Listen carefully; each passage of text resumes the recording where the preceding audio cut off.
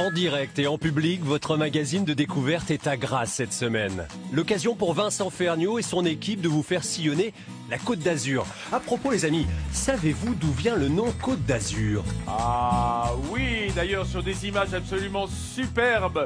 La Côte d'Azur, bien c'est un nom qui est né d'un auteur de la fin du 19e, Stéphane Liégeard, qui était sous-préfet d'ailleurs, et qui a écrit un livre. Il cherchait un terme, il avait le bleu de la mer sous les yeux.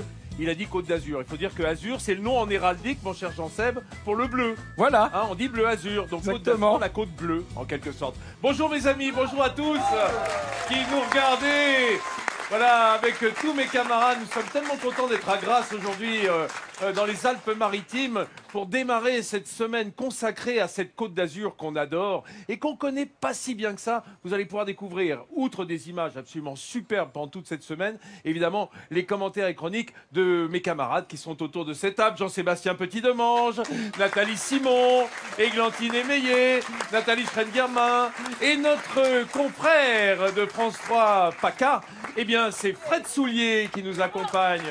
Tu nous dis un petit bonjour en provençal? Eh bien, bienvenue d'un pays grassin, bienvenue en pays grassois. Voilà. Et moi, j'ai envie de souhaiter la bienvenue à notre invité du jour, c'est Georges-Marc Benamou, que vous connaissez forcément, grand journaliste et chroniqueur de la vie politique et ses petits travers. Et à côté, depuis quelques années maintenant, Georges-Marc, que tu explores la vie politique française. Et tu vas vraiment nous parler de ta région, parce que tu es d'ici, tu aimes cette Côte d'Azur, elle est vraiment en toi. Moi, je suis un peu d'en face, je suis de Nice, qui n'est pas tout à fait le même pays d'ailleurs, mais on parlera des différences. Ouais, tu sais, vu de loin, c'est quand même, on est bien dans le pays. Mais c'est vrai si on est en vraie Provence, à Nice, on n'est pas dans la vraie Provence. Voilà, on est dans le comté de Nice, quoi. Voilà. Qui a été longtemps italien et qui est maintenant, quand même, c'est bien chez nous. J'ai l'impression, oui.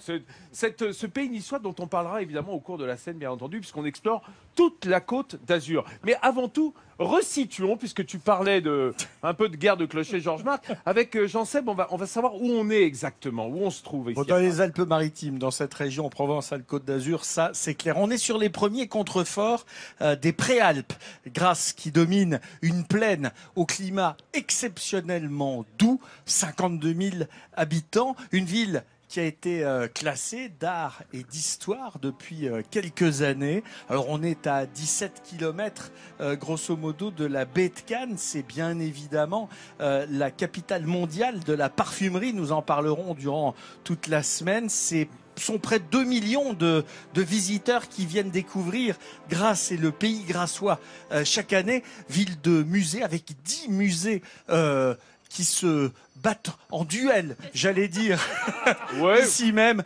Il s'agit d'attirer justement le plus possible de ces 2 millions de visiteurs. C'est en attendant ici le pays où les fleurs se plaisent, car la terre est grasse, et c'est ce qui a donné le nom à la ville. Nous allons nous plaire ici aussi, non pas parce que nous sommes gras, mais parce que nous sommes tous des fleurs. Oh! Alors, surtout les femmes de notre plateau, ce sont les plus belles fleurs grassoises. Et vous le savez pas encore, les grassois, mais vous allez découvrir pendant cette semaine. Je vous rappelle que si vous êtes derrière votre écran, eh bien, on va se retrouver ici tous les matins, bien entendu. En revanche, si vous êtes de la région, n'hésitez pas à venir ici sur le cours Honoré Crespe pour venir chaque matin au direct nous voir faire cette émission. Je sais que les grassois, ils aiment bien. Vous êtes bien, là, hein? Ouais, et le temps va tenir, j'en suis certain, toute cette semaine. On y croit, on est bien, on est là. Mes chers amis, pour émailler cette émission, vous le savez, comme d'habitude, une recette qui va venir en fil rouge, comme ça, qui sera égrenée au cours de cette émission. Et je reçois un très grand chef d'ici même, de Grasse, Jacques Chibois, qui est avec nous. Oh, mon Jacques. Bonjour Vincent. Quelle retrouvaille. Oh, je suis content de te voir, tu sais. Je me sens bien. Moi, je suis ému, en plus. T'es ému de m'étreindre peut-être. Voilà, c'est ça doit être ça, oui. Bien entendu, qu'est-ce qu'on va faire comme recette, Jacques? D'abord, je vais t'apprendre à cuisiner un petit peu. Il est temps. Voilà, c'est cette émotion que j'avais. Il était temps, tu sais. Mais bon, comme je suis jeune, je peux encore apprendre. Voilà. Alors, nous sommes jeunes. Tu as ici des épinards. Oui. Qui sont déjà faits. Voilà, les vrais épinards, ils sont là. Parce qu'il va falloir les équeuter. Voilà, les équeuter un petit peu. Bon, d'accord. Du persil, qu'est-ce qu'on va faire avec tout ça? Persil. Alors, on va faire les beignets verts. Les beignets verts. Voilà. C'est une recette toute simple que les mamans font D'accord. dans l'arrière-pays grassois. Et ça sert de garniture ou est-ce que c'est Alors un plat à part entière on peut l'avoir en garniture ou surtout aussi en hors d'œuvre. Voilà, L'apéro. d'accord. Pour l'apéro. aller pique-niquer. Ah, ça j'aime bien. Ou Pour pour le- prendre l'apéro, Pour le casse-croûte. le casse-croûte. Le casse-croûte, ce j'aime qu'on bien. veut. Dans le panier. Ce qu'on veut. Très bien. C'est très, je dirais, c'est tellement simple, je dirais en goût, mais c'est parfait. Alors Jacques Chibois, très grand chef étoilé donc de Grasse, qui va nous donner une recette simple. Ça c'est en or parce qu'il y a toujours le bon savoir-faire. Avant tout, on va aller se balader un petit peu dans Grasse avec mon Jean-Seb qui, dès qu'il a l'occasion, se tire du plateau pour aller visiter. Non mais c'est dingue. Je tourne la tête 2 secondes. Il est voilà où t'es Jean-Seb. Oh, bah, je suis loin, mais je suis devant ce paysage absolument somptueux qui est juste derrière moi, où on voit la baie de Cannes.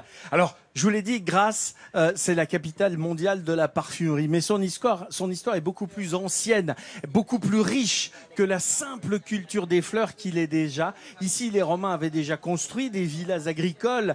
Grasse a gagné sa liberté au XIIe siècle face à l'évêque d'Antibes et face au seigneur du coin. Charles Quint a conquis la Provence, c'était au XVIe siècle. Les guerres de religion sont passées par là et ont laissé des traces. En attendant, il y a une constante dans cette histoire, la beauté du lieu, le climat, et cela donne une certaine douceur de vivre.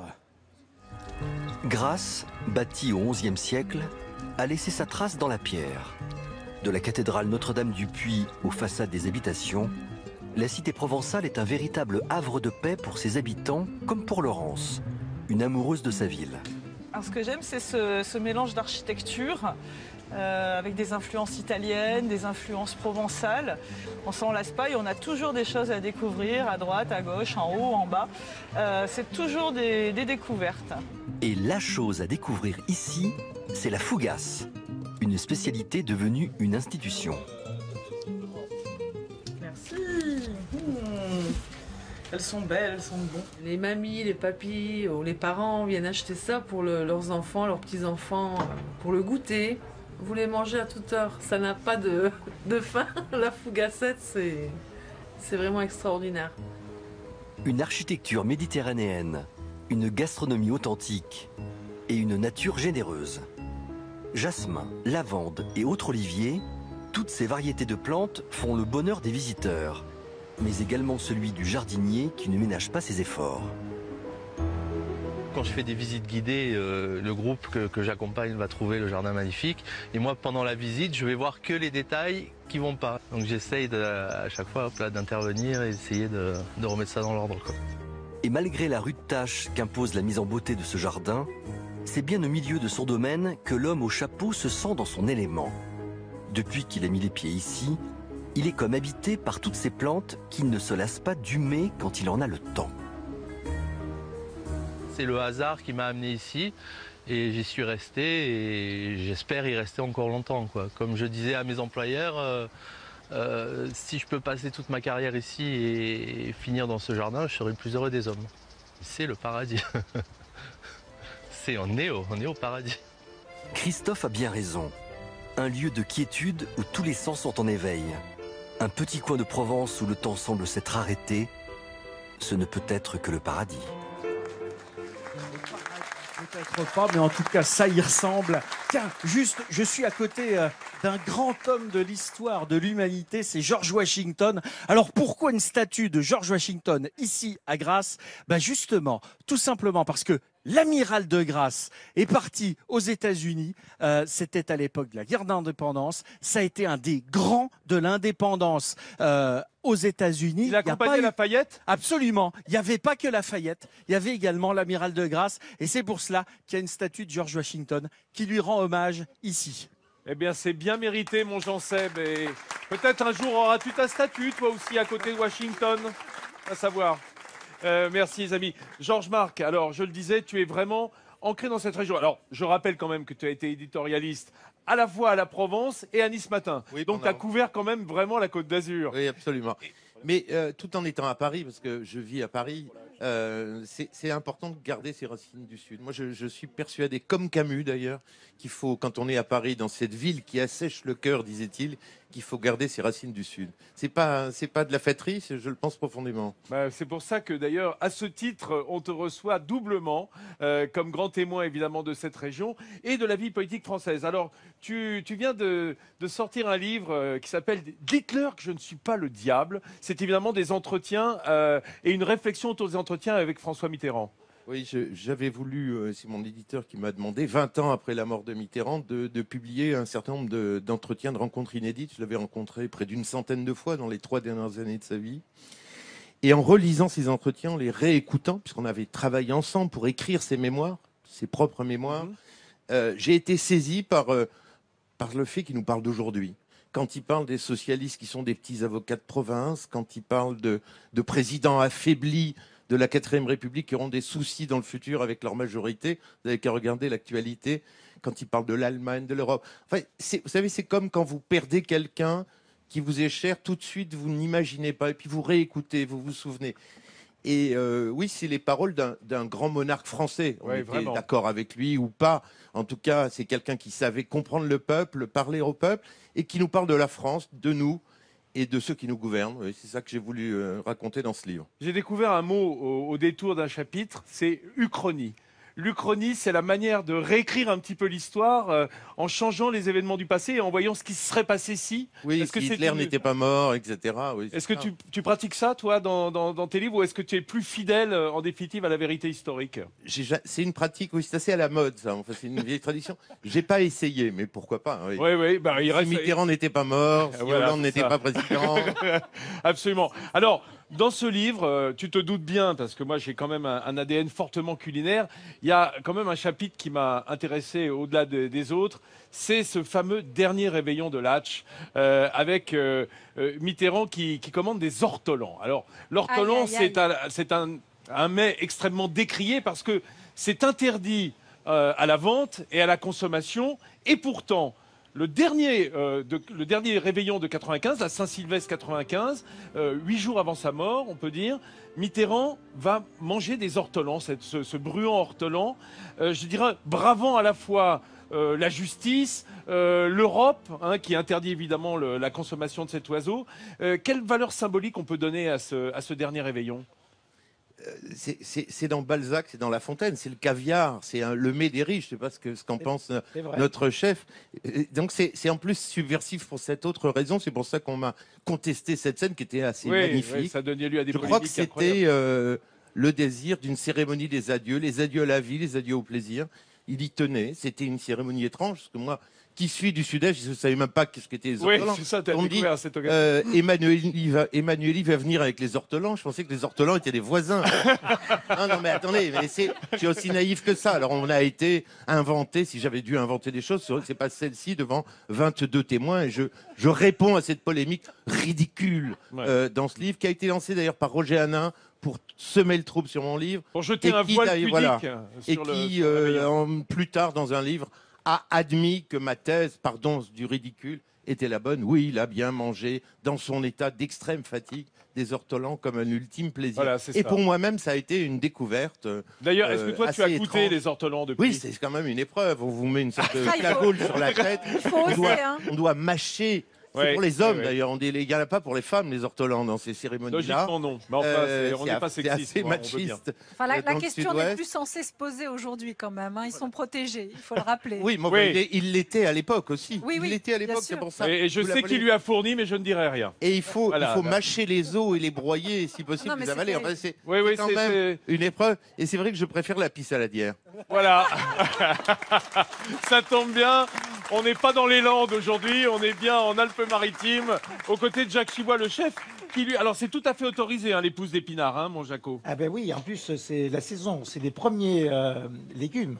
Voilà. De saison, les épinards. Ils ont montré le bout de leur nez avant les premières asperges, voilà. Oui, juste ça. Alors tu vois comment on les fait, regarde.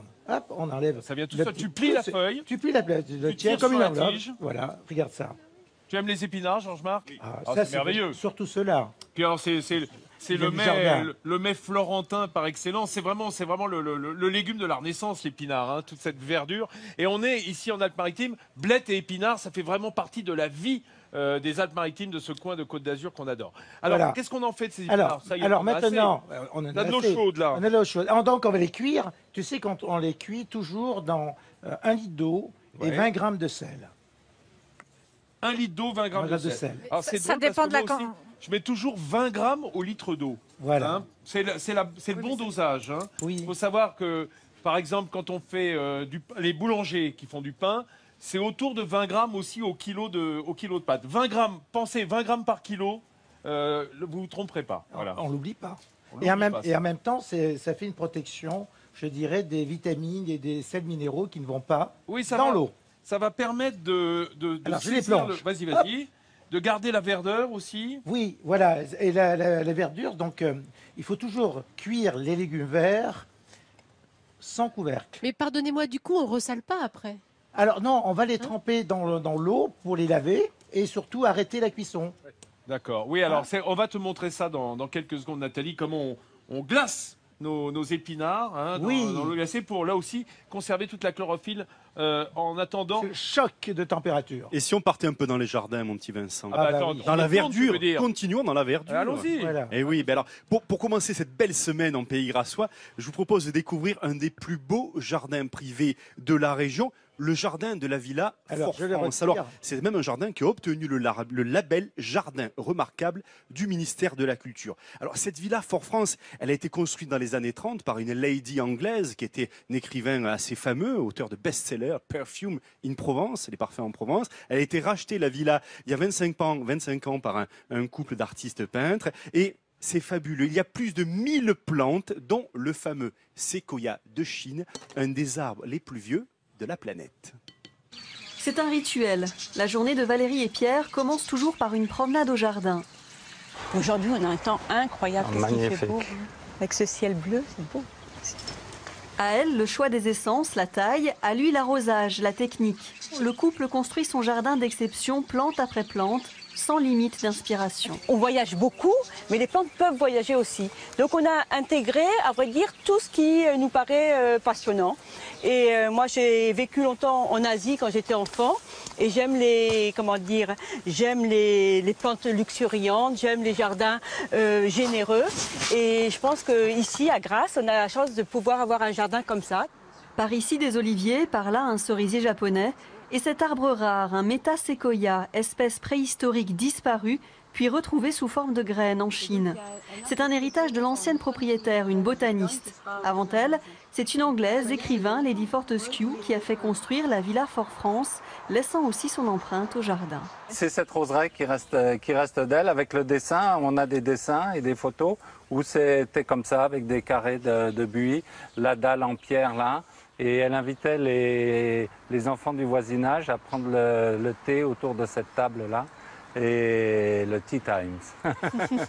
Aujourd'hui, l'œil de Valérie est celui de l'artiste. Des fleurs et des feuillages, elle se sert comme d'une palette vivante. Couleurs, formes, son jardin est un tableau qu'elle recompose sans cesse au gré des saisons. Je ne sais plus qui donne à qui, si c'est moi qui donne au jardin ou si c'est le jardin qui me rend pour ma peinture. Au pied de son atelier, 2 platanes dont Valérie s'est amusée à greffer les branches entre elles. Son jardin est à leur image, peinture et nature, chacun se nourrit de l'autre. Et ce qui est fabuleux, c'est que ce sont les yeux de Valérie qui font de ce jardin de 5000 mètres carrés un paradis pour nos yeux à nous. Vous avez vu les associations de textures, de couleurs, de géométrie. En fait, rien n'est laissé au hasard. J'aime beaucoup ce jardin. Allez-y, parce qu'à partir du mois de mi-avril jusqu'au mois de juin, il est ouvert au public sur réservation. Et par ailleurs, je vous rappelle qu'il n'y a pas d'insecticides ni de pesticides. Ils ont pris le choix de les éliminer. Oui. Il faut le dire aussi. Voilà, le jardin Fort-France, un superbe jardin privé ici à Grasse. Merci Fred Soulier. Georges-Marc, Mitterrand, c'était un infatigable promeneur. On le voyait déambuler évidemment beaucoup dans les rues de Paris quand il était président. Mais est-ce que toi, dans tes entretiens, vous en avez pratiqué certains en marchant, en vous promenant ensemble?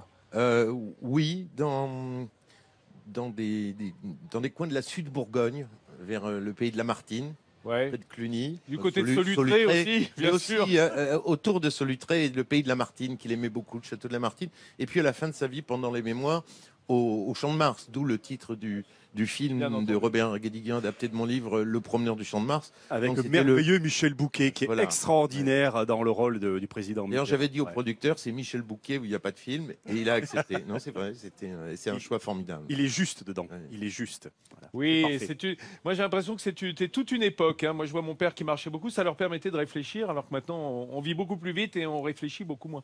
Hein, certainement que le président Mitterrand. C'est ce qu'on appelle l'éloge de la lenteur en fait. Oui, non mais il y a un rythme. Il y a un rythme de la marche qui prête à la réflexion. Mon cher Jacques, le rythme du bouillotement de ton épinard fait qu'il est prêt là. Là, il est cuit. Je te montre, Nathalie, tu me demandais tout à l'heure. Il faut à peine une minute. Hein. Pardon, excuse-moi. Vous avez fait bouillir combien de temps avant de les... Une minute. À peine une minute. C'est ce qu'on appelle faire tomber. Voilà. Hein, voilà. Tomber, ça veut dire qu'ils vont perdre leur rigidité. Une tombée d'épinards. Voilà. Et donc, on les rafraîchit rapidement.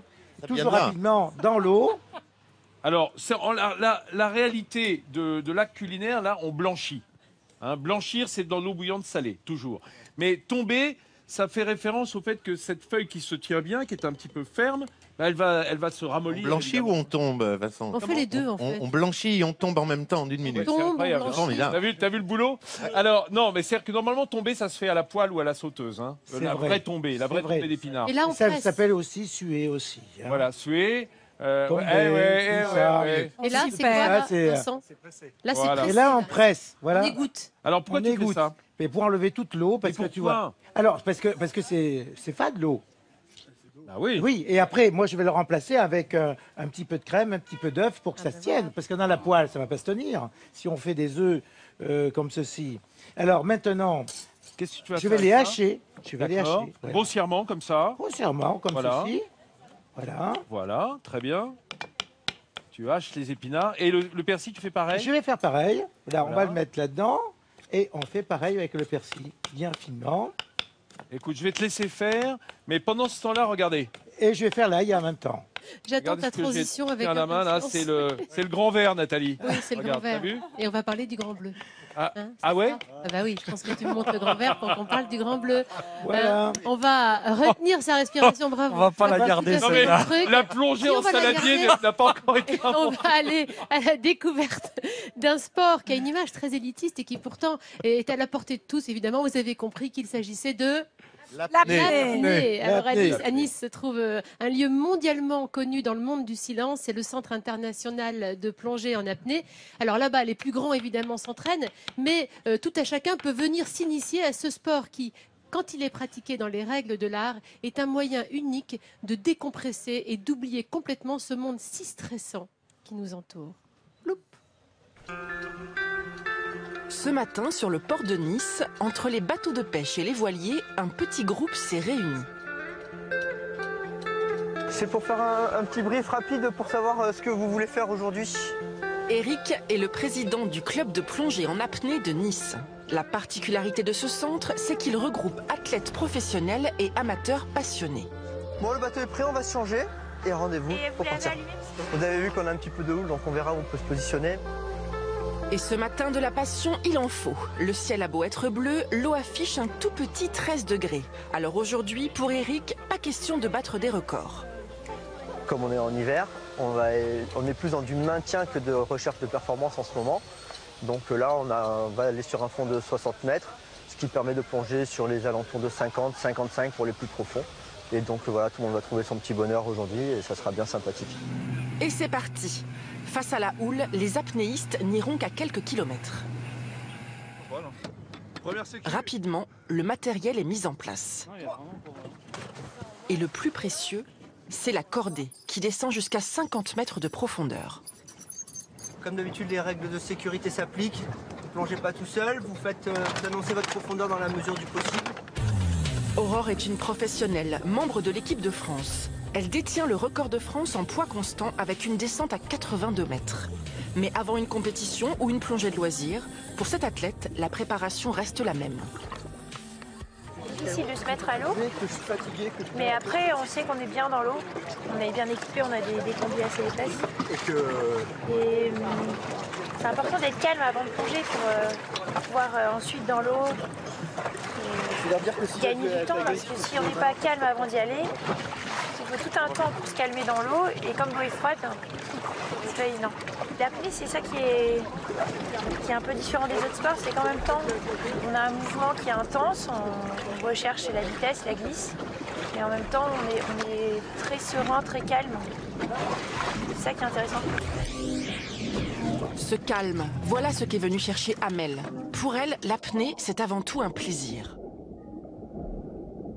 Je suis pas sportive du tout à la base. 40, moi presque 40. J'ai jamais vraiment fait de sport. Et quand j'ai découvert l'apnée, en fait, j'ai vraiment appris à me centrer sur moi-même, à me détendre et à prendre confiance en moi. L'apnée, c'est une passion que l'on peut pratiquer toute l'année. Pour s'y plonger, il suffit d'aimer la mer et la solitude apaisante des fonds marins.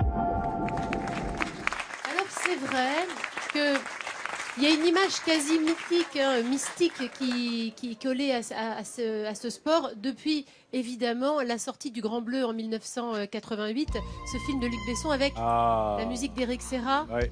Dès qu'on l'entend, on a l'impression de se retrouver sous l'eau, c'est l'antistress On se prend pour un dauphin. Et ça a vraiment déclenché un engouement pour ce sport incroyable, pour le meilleur et pour le pire. Parce qu'évidemment, quand on se jette sous l'eau et qu'on essaye de respirer en apnée, on peut s'exposer à des dangers. Tiens, je crois que le petit Vincent adore...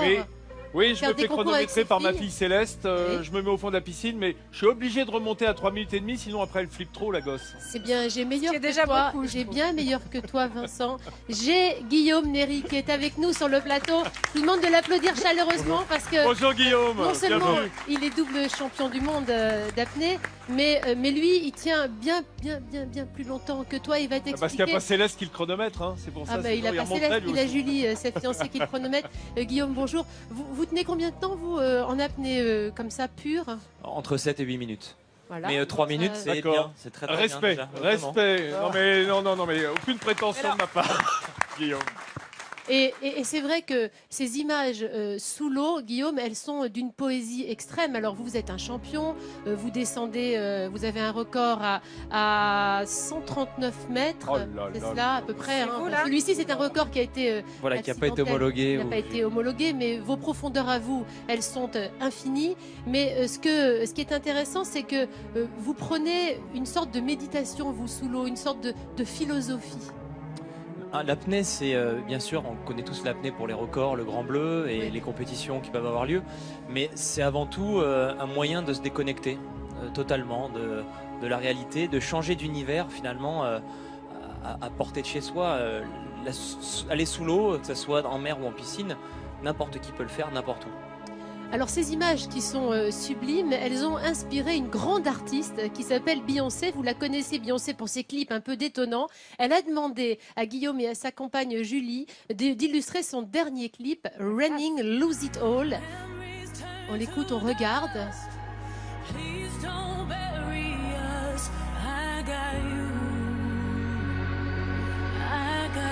Ce clip, tenez-vous bien, il a été vu pour l'instant, parce que ça continue chaque jour, chaque mois, par 150 millions de personnes. Et c'est vrai, oui, on peut applaudir.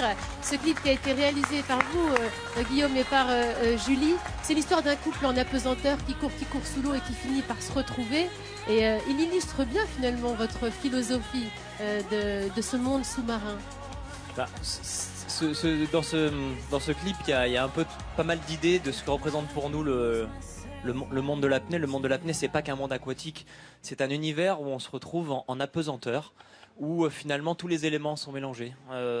C'est un milieu, le monde sous-marin peut être un milieu aérien. Quand on est, oui, on est entre la cosmos et le sous-marin. On a l'impression de voler finalement. Alors, il y a quelque c'est ce chose que l'on voit dans ces images. Que Guillaume peut pas nous dire parce que bon, il est tenu au secret, bien entendu. Beyoncé est une très grande artiste, très grande chanteuse. Elle nage comme une brique. J'ai fait la rencontre avec... Pour révéler.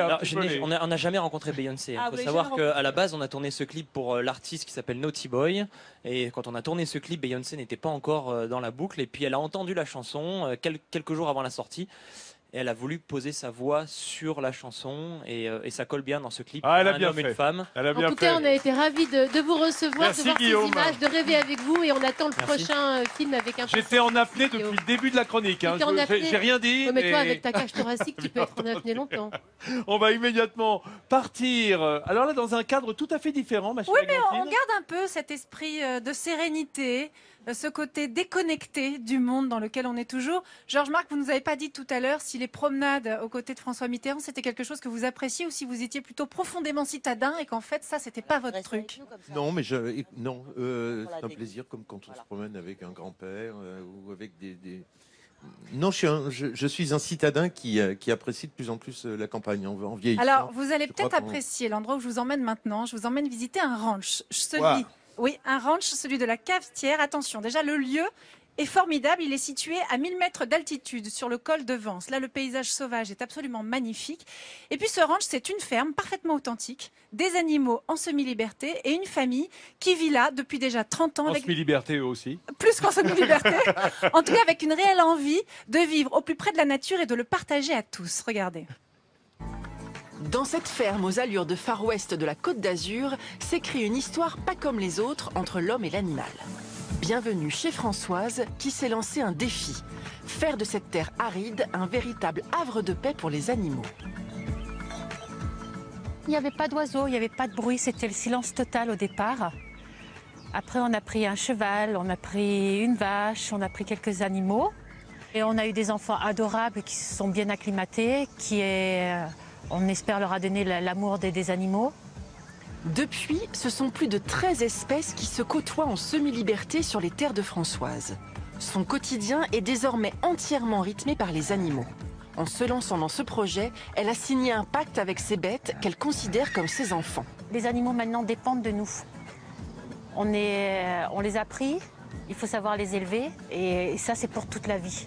Quand on prend quelque chose, c'est comme un enfant qu'on élève, ça sera pour toute la vie, jusqu'à 50 ans, 60 ans.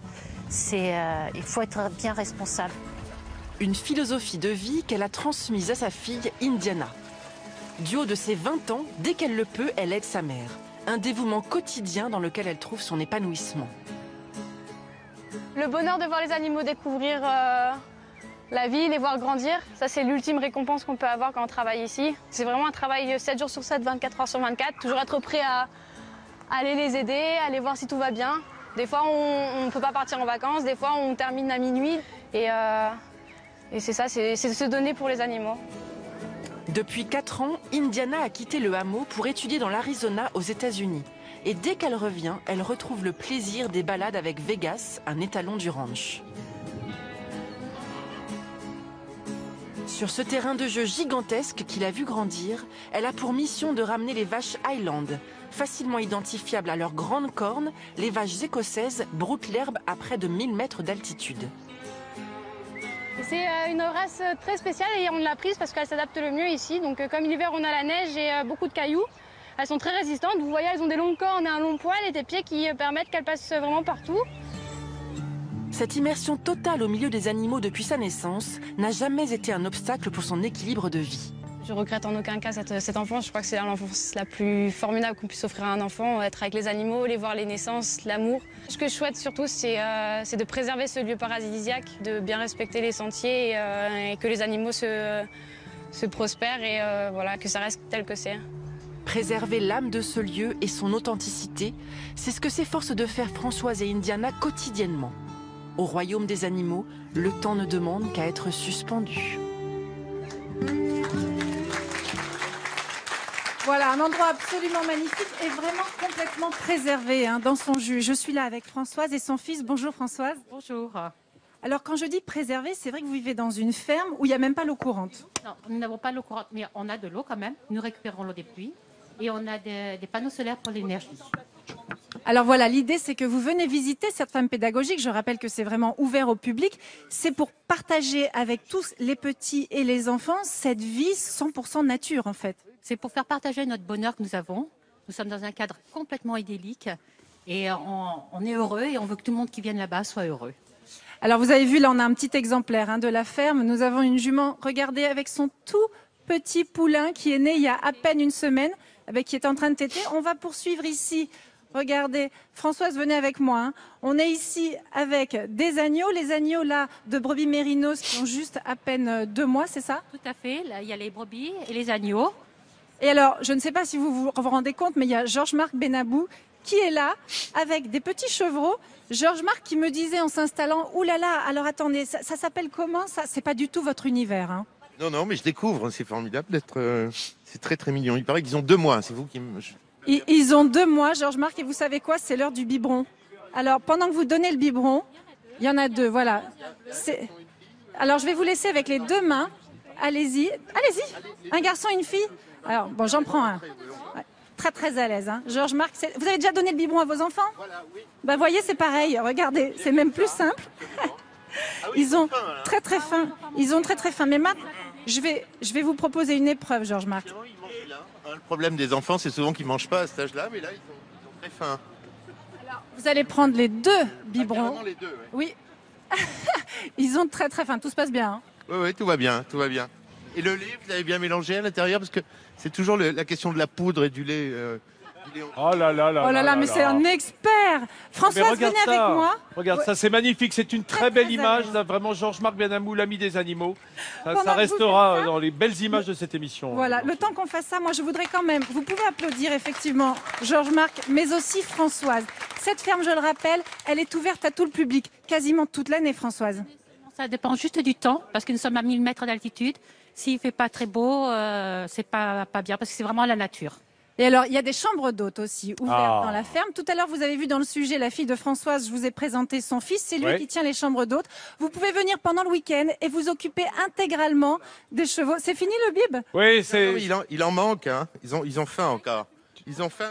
Églantine, Églantine, à la ferme Benamou, c'est Georges-Marc qui s'occupe de traire et de nourrir. Voilà, vous l'y retrouverez peut-être. En tout cas, moi, je voudrais, au nom de toute l'équipe de Midi en France, Françoise, vous remettre ce sourire de France pour c'est bien mérité, formidable Françoise. Et la sensibilisation que vous avez. Tenez-le. Merci. C'est moi qui vous remercie énormément. C'est super sympa. Merci, c'est avec plaisir. Merci Églantine, merci Françoise et merci Georges-Marc. Hein. Maintenant, les animaux. Il y a du lait partout. Voilà, et bien, il est sur tous les fronts. C'est là qu'on l'attend justement. Vous revenez quand vous voulez sur le plateau parce que là maintenant nous allons nous intéresser à un personnage absolument hors du commun que nous a dégoté Nathalie Schran-Guerma, qui est notre ambassadrice du Made in France. Et que là on peut dire un personnage. Hein. C'est le Géo trouve-tout de la Côte d'Azur. Raoul Parienti, il est installé du côté de Nice. En 30 ans, il a déposé pas moins de 153 brevets. Il fait partie des inventeurs en Europe qui déposent le plus de brevets, Vincent. Cet homme, il participe à révolutionner votre quotidien sans que vous le sachiez. Alors c'est un élégant miroir de seulement 6 cm d'épaisseur et en quelques secondes, il se transforme en centrale vapeur de repassage complète. Raoul n'est ni commercial ni vendeur, c'est le plus grand inventeur d'Europe. En 30 ans, il a déposé pas moins de 148 brevets qui ne sont pas passés inaperçus. Ingénieur de l'année en 2007. Les inventions de cet ancien professeur de maths ont changé notre quotidien. Parmi ses premiers brevets, la voiture libre-service et le téléphone portable. Et à l'époque, personne ne croyait en ses projets.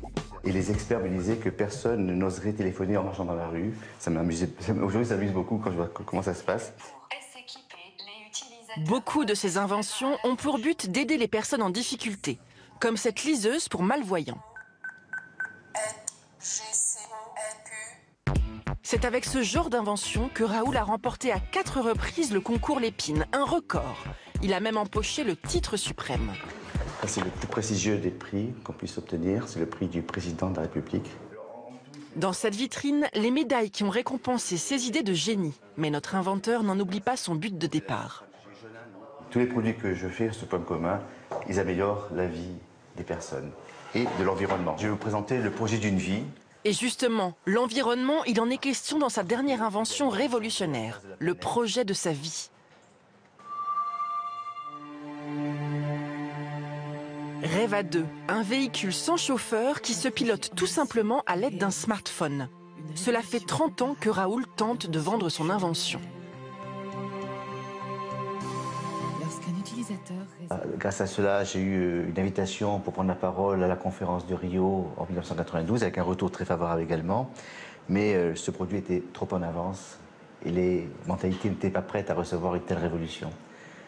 Alors que là, c'est un produit tout à fait avant-gardiste encore, mais il est perçu de manière favorable parce qu'il répond de manière pertinente. C'est une véritable réponse à un véritable problème. Comment imaginer ce que sera le monde de demain sans voiture? La réalité a rejoint la fiction. Cagnes-sur-Mer a déjà demandé à être la première ville à mettre en service Reva 2.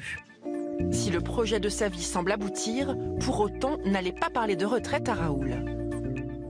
Non, c'est impensable. Je pars en vacances quelques jours, mais au bout de 3 jours, j'ai un papier, un crayon, et c'est plus fort que moi. C'est un besoin, c'est presque une addiction, le domaine d'invention. Je serais bien retraité un jour, mais je pense que ça sera la veille de ma mort. Aujourd'hui, Raoul donne lui-même vie à ses inventions. Il est à la tête d'une holding de 5 salariés et une quarantaine de sous-traitants. Et il a encore plein de rêves d'enfants à réaliser. Non mais Raoul, c'est un passionné, c'est un touche-à-tout. Il dépose des brevets dans tous les domaines, hein, l'électronique, la mécanique, les télécoms. Il est toujours à la recherche de l'invention qui vous aidera à mieux vivre. Et Georges-Marc, vous le connaissez, Raoul?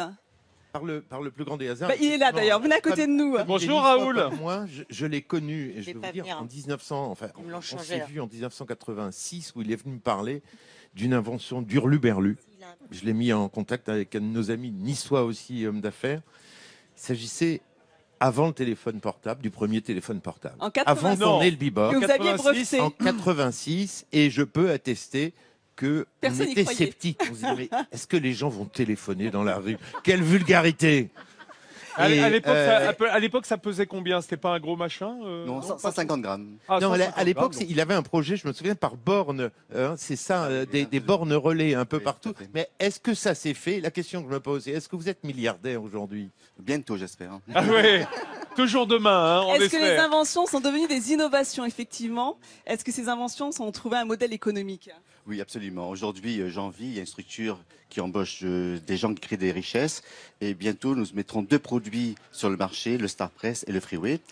On peut dire que ça décolle très bien.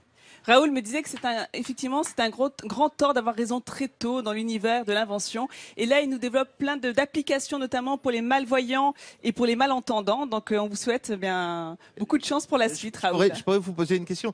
Ce que on se disait avec Nathalie, la voiture avec le smartphone, c'est la Google Car. Alors comment on fait pour rivaliser ou parler avec Google ou pas se faire manger par le gros poisson? Les quelques secondes qui me sont données sont brèves, mais on fait, je pense, beaucoup mieux que Google Car. Voilà. Et moi, je vais te donner... très bientôt la version numéro 2. Je vais te donner le truc pour faire plus fort que les Américains. Ils n'ont pas midi en France, là-bas, pour faire la promotion d'hommes comme Raoul Parianti. Voilà, c'est ça le... Merci Nathalie. On va tout de suite retourner à la cuisine avec Jacques Chibois, notre chef grassois. Ah, j'aime bien dire ça. Merci. Alors, Jacques, voilà, on a le mélange là. Hein, Alors, on gratte un petit peu de noix de muscade. Tu fais comme ça, toi, Oui. avec la pointe du couteau. Avec Enfin, la la lame du on couteau. fait de la chapelure. D'accord. Après, on met la crème. Donc je rappelle, hein, on a nos épinards qui ont juste blanchi. Juste blanchi. On a bien égoutté. On a mis le pressé, sel, le poivre, les œufs. Le persil, sel, poivre, les œufs, un peu de crème. Un peu d'huile d'olive, bien entendu. Les œufs, c'est important, c'est ce qui va lier ton C'est ce qui beignet va- à ta c'est ce qui va pâte. lier. Et on a mis l'ail haché aussi. Hein. Il t'en manquait un là? Il m'a manqué un. Ouais, tu vois, on oublie toujours un petit peu. Voilà. Et on mélange bien ceci. Alors, ce qu'il faut après, c'est le laisser reposer une demi-journée pour que tous les ingrédients prennent leur parfum. Eh oui, que les parfums Voilà. s'échangent, hein, qu'il y ait Voilà. une correspondance de parfums. Tout simplement. Mais voilà, j'en ai fait Ah bah là, quelques-uns. tu avais préparé. Ah, c'est un là petit que peu, et un c'est petit là peu. qu'on voit le chef qui prépare à l'avance. Voilà. Alors, on met un tout petit peu d'huile d'olive. Ouais. Pendant ce temps-là, j'ai fait chauffer des petits supions là qu'on va déguster tout à l'heure. Hein. Voilà, on va les retirer parce qu'ils vont être durs après. D'accord. Hop, hop, Voilà. hop. Voilà, je les mets derrière. Voilà. D'accord. Très bien, Voilà. très bien. Alors, est-ce que tu cuisines, Georges-Marc? Un petit peu. Pas du tout. Pas du tout. Mais tu apprécies. Bien sûr, oui, je suis consommateur, au bout de la chaîne. Écoute, déjà qu'il donne le biberon, hein, c'est Alors. pas si mal. C'est trop chaud Mais là. juste, on va le retirer. Voilà, c'est pas grave, c'est pas grave. Regarde, on fait ceci. Regardez, Alors, c'est t'appelles tellement ça simple. beignet, mais c'est presque une petite crêpe en fait. Oui, alors beignet, galette. pourquoi? Parce qu'il y a quand même du... Et ça gonfle, tu vois, regarde-le comme il Ah gonfle. ouais, ouais. un Il y a, tout il y a- petit peu. il y a l'huile quand même au fond. Oui. Et juste, regarde ça. Et c'est très rapide. Ah bah oui. Et en plus, c'est très très bon et très facile à faire.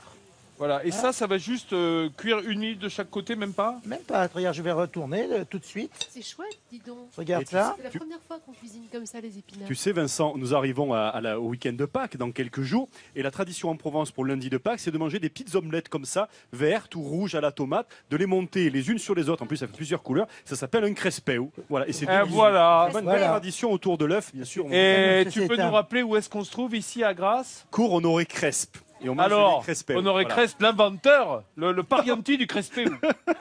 On peut dire un petit peu. Non, je crois pas. Je crois pas que ça vienne de lui. Non.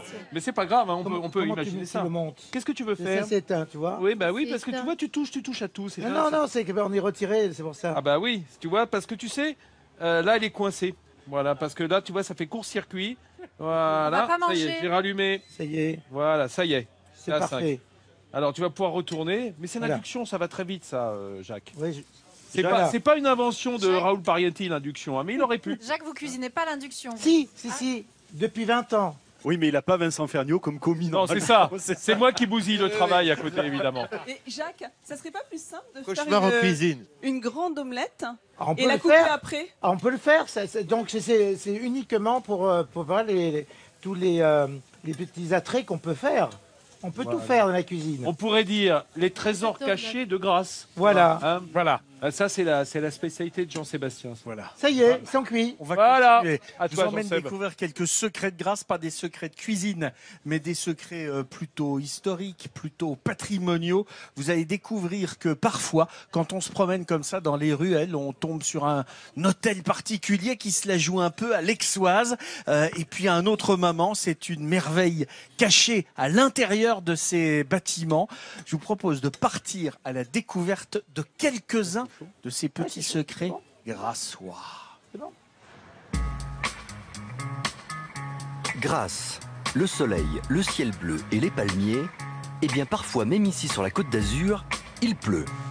Pas de quoi effrayer Aurélie, notre guide, qui connaît les trésors cachés de Grasse. Solution idéale pour se mettre à l'abri de l'averse. Première étape, la villa Fragonard. Vue de l'extérieur, la sobriété prédomine. Mais cette villa cache une merveille.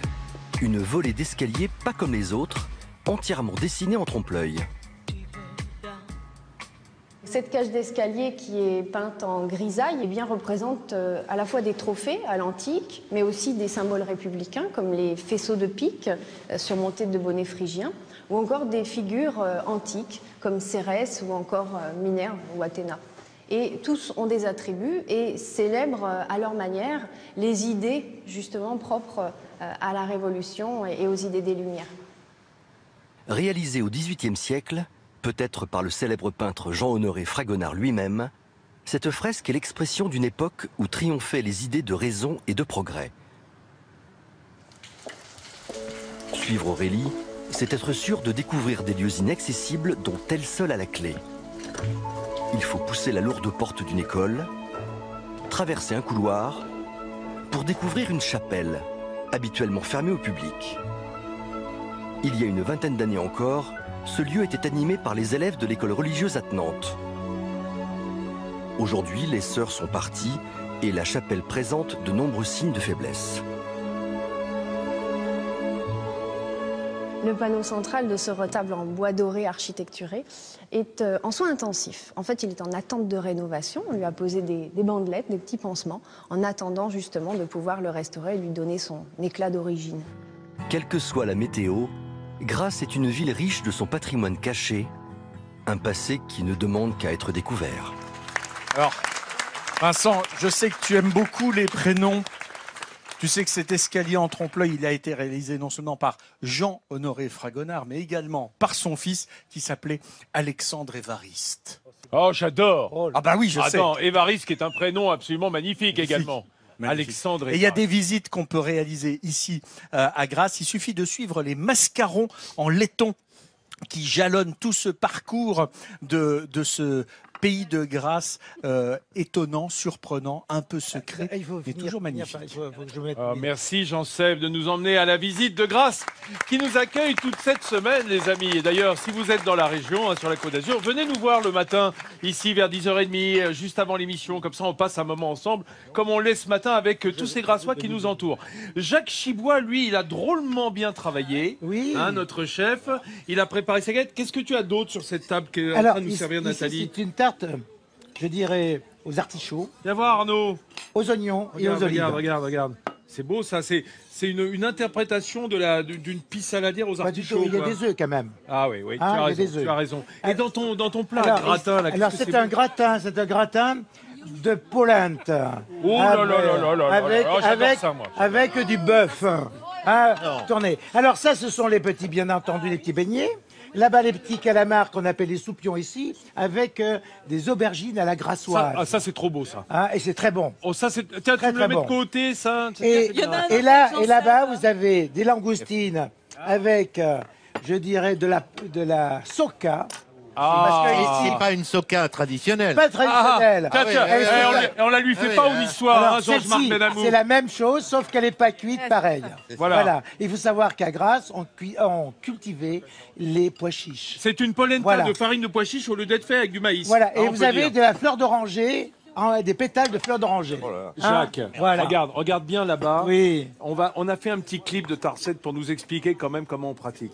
On a blanchi nos épinards, qu'on a équeutés, bien entendu. Ce sont des petits épinards, des petites pousses, là, les premières de la saison, dans l'eau bouillante salée. Ensuite, tu me rappelles qu'on la met dans l'eau froide pour bloquer la couleur. La couleur et enlever le sel autour. Voilà, pour un peu dessaler. Et on le presse bien à la main pour exprimer toute l'eau qui se trouve à l'intérieur. Et on va mélanger avec quoi? Alors, l'appareil est fait de quoi? On hache les épinards, l'ail, le persil. On met tout ça ensemble. Puis après, on bat les œufs et les jaunes, la crème et l'huile d'olive, le sel et le poivre. Et on tourne. On touille. Et on laisse une demi-journée reposer pour que ça se mêle bien, les arômes. Et puis voilà. Et après, on met dans la poêle. On fait une petite galette, quoi. Une petite galette. Alors, soit on peut la faire très grande, soit on la fait des petites galettes. Ça dépend comme on veut. Voilà. Comme on veut. Non, comme tu fais. Comme je fais. Bien sûr, bien entendu. J'ai Guillaume Néry qui est revenu, parce qu'on peut être apnéiste et adepte de la zénitude, et l'odeur fait que Guillaume s'est servi une assiette de roi et tout ça. Guillaume, il n'est pas là pour amuser la galerie. Tu l'as bien rempli son assiette. Je suis un amoureux des bonnes choses et là, je pouvais pas faire mieux.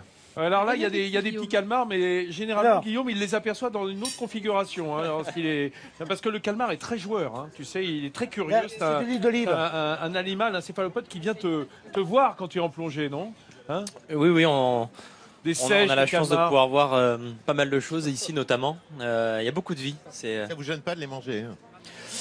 Ceux-là, ils sont honorés d'être là. Je ne peux pas manger un poulet dont j'ai croisé le regard. Vous pourriez faire comme lui. Alors moi, ce que je fais, c'est que je mange du poisson, mais que si je vais le pêcher moi-même. Voilà. Voilà. Pas du tout. Alors, il y a Églantine qui est partie dans le public grassois faire déguster les recettes Jacques Chibois. Et je peux vous dire que personne ne rechigne. Qu'est-ce que tu as, Églantine, sur ton plateau? C'est la recette du jour. Oh, génial. Les petits beignets verts. Oui. Vous avez compris, c'est très facile à faire chez vous, les amis. C'est vraiment pas compliqué. Même Georges-Marc Benamou, qui n'est pas un adepte de la cuisine, mais qui aime bien manger. Là, tu as vu, c'est faisable. J'ai suivi toutes les étapes. Ça a l'air pas trop compliqué. Je vais essayer. Merci. Vincent, il y a Raoul aussi qui se régale. Raoul, vous vous régalez, Raoul? Elle saute. Jacques, tu as les premières fraises c'est aussi. Quoi, la langoustine? Non. Bon. Vincent, on a les premières fraises. Et tu as mis un petit peu, Jacques Chibois, de l'huile d'olive. Attends, ton micro. J'ai mis de l'huile d'olive et surtout, je dirais la confiture de... Oh là là là là là là! J'entends le générique qui démarre, c'est la fin de l'émission. Je voudrais remercier Georges-Marc Benamou, le niçois, chroniqueur et d'être avec nous aujourd'hui. On se retrouvera pour la semaine prochaine. On se retrouvera la semaine prochaine, les amis. Remercier le quart de Marseille qui nous accompagne pour cette semaine et c'est un beau démarrage. Voilà, on se retrouve dans quelques minutes pour votre jour JT régional, puis le national et météo à la carte. On reste ensemble et on se retrouve ici demain à Grasse, en Alpes-Maritimes. Allez, à demain!